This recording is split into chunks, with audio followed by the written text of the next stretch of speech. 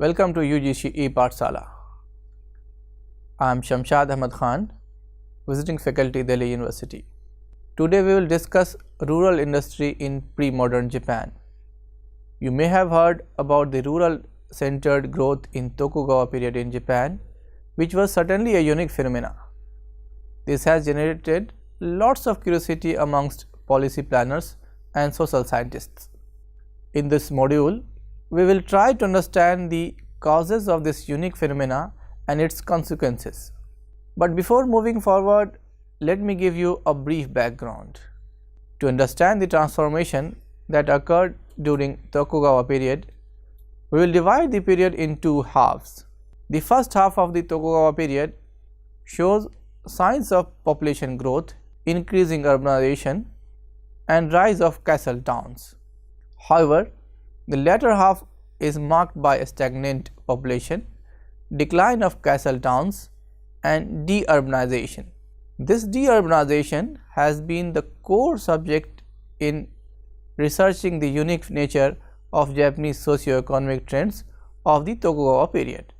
As we are aware, events in history are driven by the rules that govern the people and public response to these rules.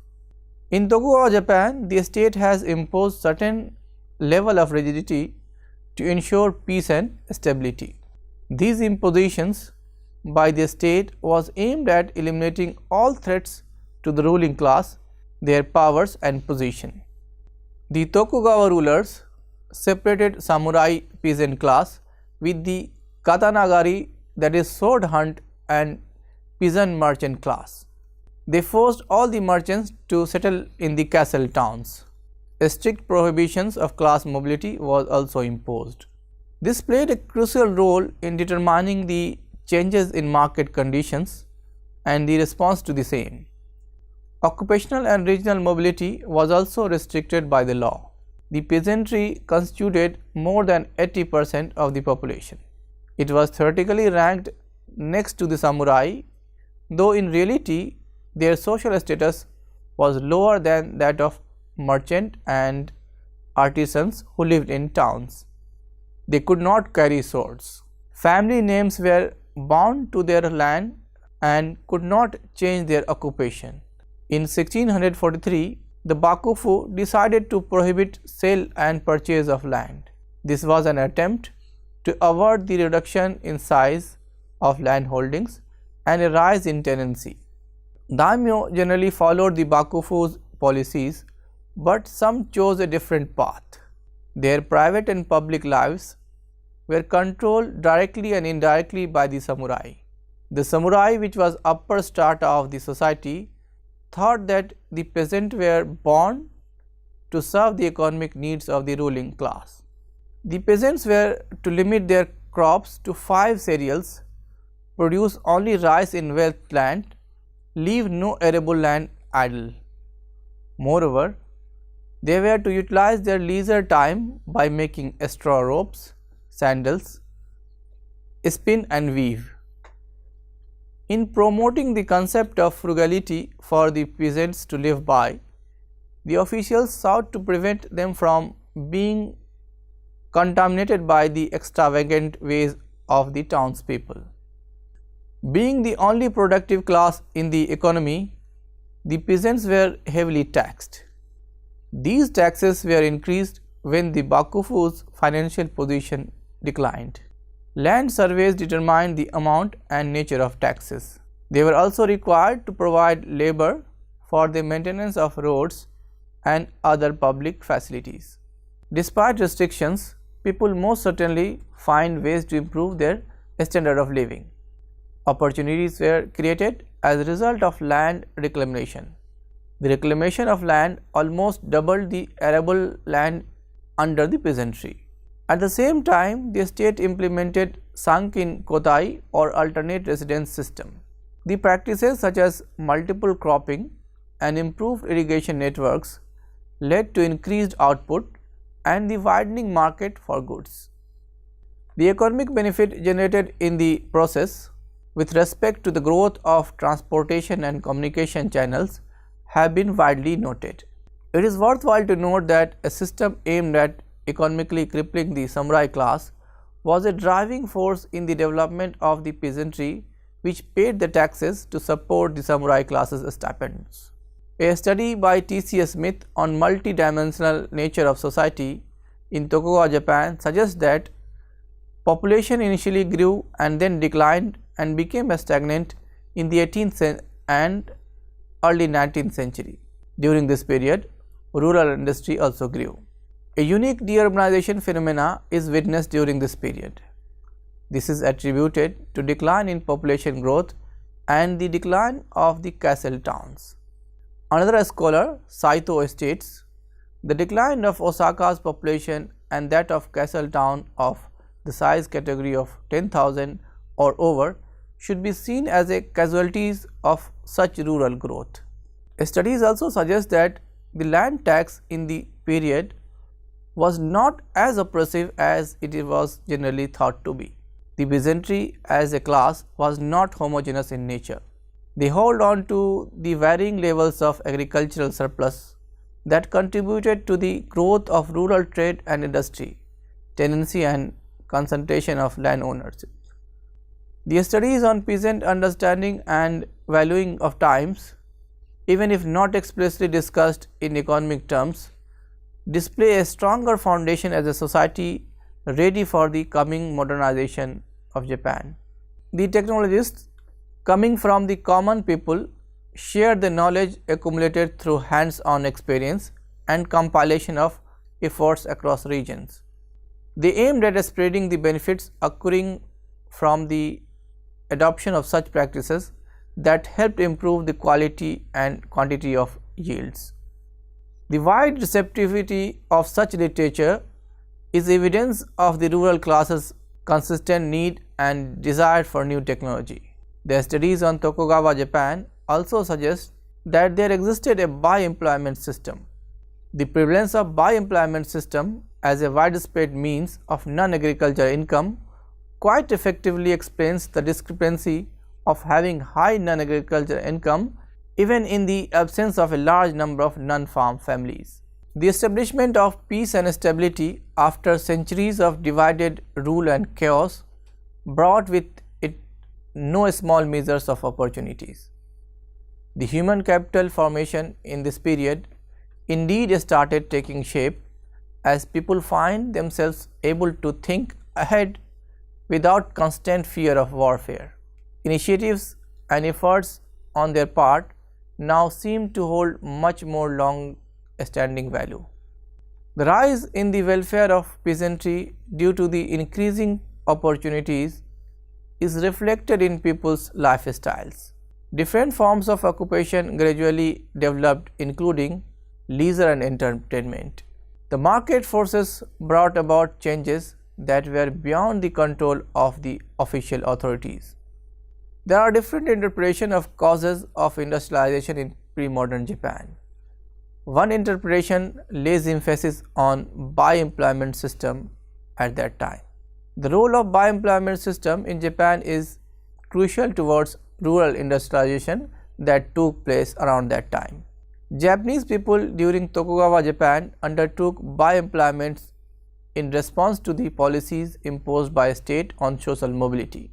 The peasants supplemented their farms dependent income by taking up different work that led to capital formation. Moreover, semi-autonomous nature of fiscal and economic policy making as well as local nature of dispute resolution were important factors that contributed to creation of favorable environment for rural human development. More yields, large market, better technology and thus the commercialization of agriculture moved to increase the per capita incomes of the rural class. This is important to note that the population controlled by the state and the people ensured the prevention of declining standard of living and the unique nature of industry that took hold at that time. The initial decades of the era saw rising population growth such that population density by the 18th century was already at much higher levels than that of its western counterparts. Additionally, the effects of comparative advantage that inevitably rise with increasing demands for production and the tendency towards regional specialization, took a unique form in this case by evading the clear separation of agriculture and industry and the breakdown of the traditional family. Bound to the land by laws prohibiting alienation of land, the peasant learned to ride the growth wave while meeting their duties to the state. Tax was collected in rice, hence the regions which specialized in non-rice production bought rice to manage the situation. Because of these developments, the peasant family continued to function efficiently as the people found it easier to run the farm and allocate labor for such by employments as silkworm farming and sake brewing. This was possible more for a family farmer than one who used hired labor or tenants whose farm time and non-farm time could not be as effectively controlled or allocated. The size of the farm increasingly came to match the average family size. We pointed previously that by-employment was also an important factor in propelling the rural industrialization in Tokugawa, Japan. Let us dwell a bit more on this phenomena. The presence of by-employment in Japan is particularly crucial to our assessment of the linkages between agriculture and industry.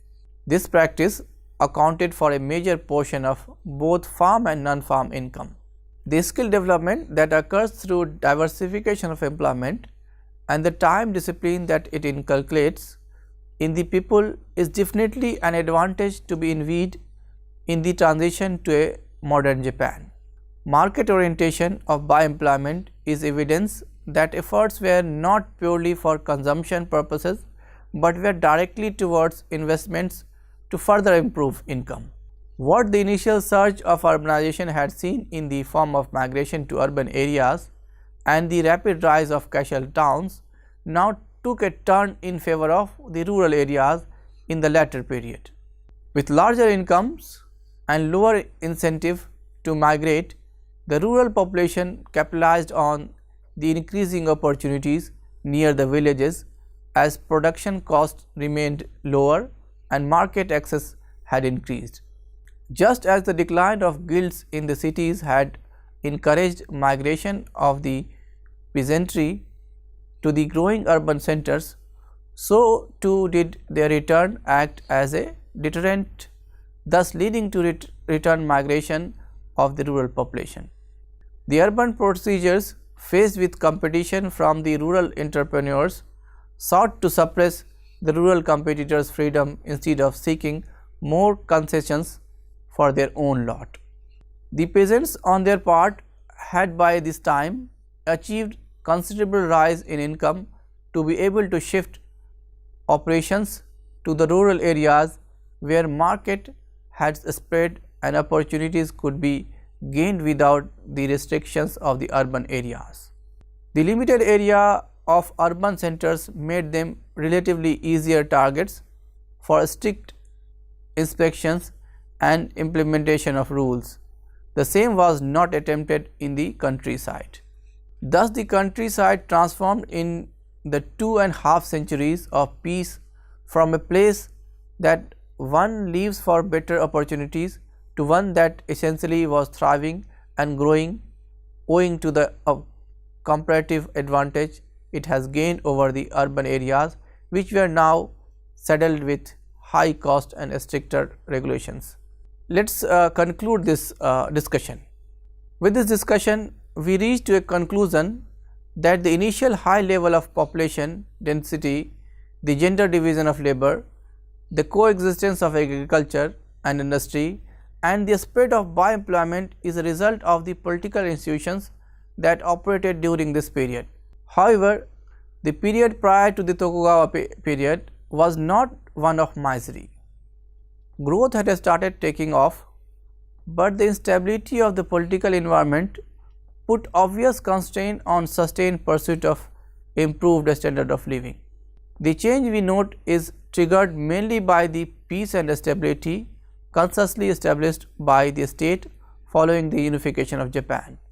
The commercialization of agriculture, supported by the farm manuals spreading existing and new techniques from various regions led to a steady improvement that continued to sustain the profitability of agriculture.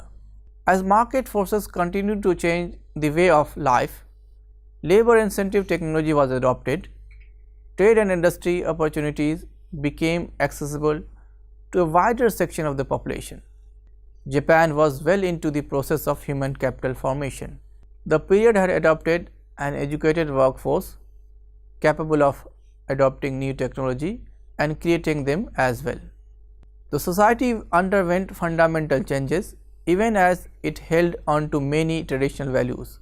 One of the scholars notes that the pressure of commercial growth and the problems associated with urbanization eroded the old organic bonds of interdependence. Derision replaced trust. Nonetheless, it has also been noted how it is the group identity which persisted. This group identity ensured the continuation of the peasant family and thus the intertwined nature of farm and non-farm work and gender division of labor. With that, we come to conclusion of this module. Thank you for watching.